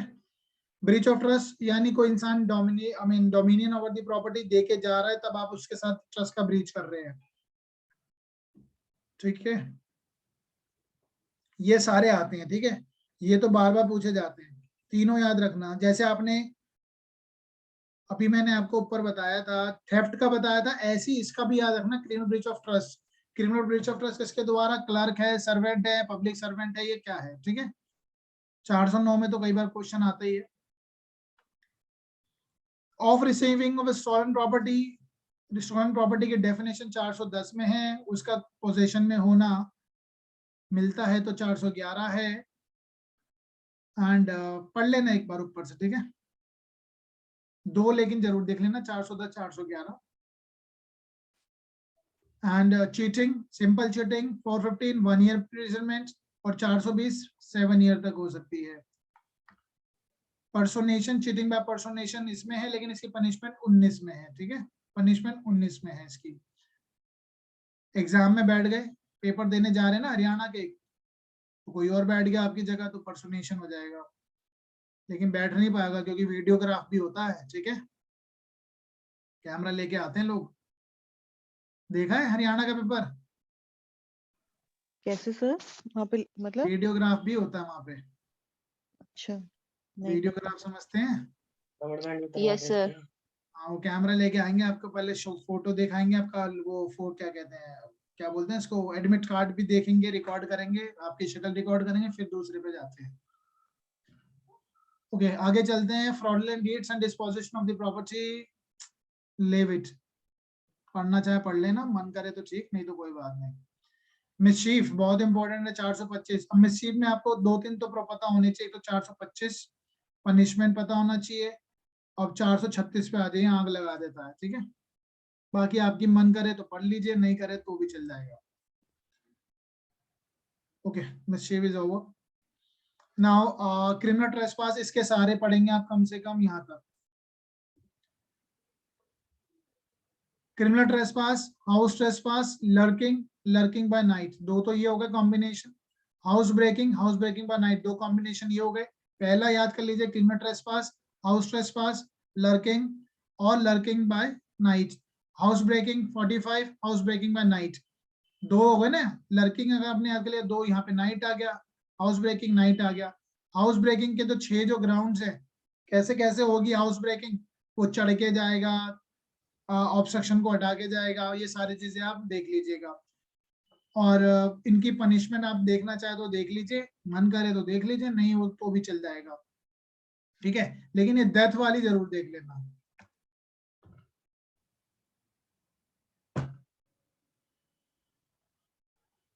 ओके गाइस, ये देख लेना एक बार ऊपर ऊपर से, डेथ पनिशमेंट्स हैं, बाकी सारी है ना। नाउ ये आप इसका चैप्टर याद रखेंगे, प्रॉपर्टी मार्क का। फॉर्जरी बिल्कुल याद करिएगा कि कहाँ पर है। Making false document very important, कैसे होगा। फॉर्जरी की पनिशमेंट बहुत इंपॉर्टेंट है। इसके बाद आप आ जाएंगे 467 पे, valuable security and will, paper में कई बार पूछा गया है, तो विल भी यहाँ दे रखा है, ठीक है।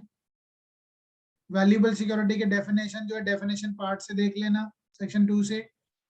इसमें 271 इंपॉर्टेंट रहेगा, using a genuine as document as a false document, using as genuine a false document, झूठे दस्तावेजों को जेन्युइन के तरीके से इस्तेमाल करना।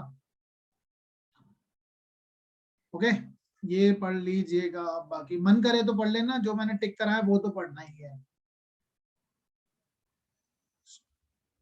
ये बस ऊपर ऊपर से देख लेना, फॉल्सिफिकेशन ऑफ अकाउंट्स, ऊपर ऊपर से भाई, हाँ ऐसी कुछ चीजें भी हैं।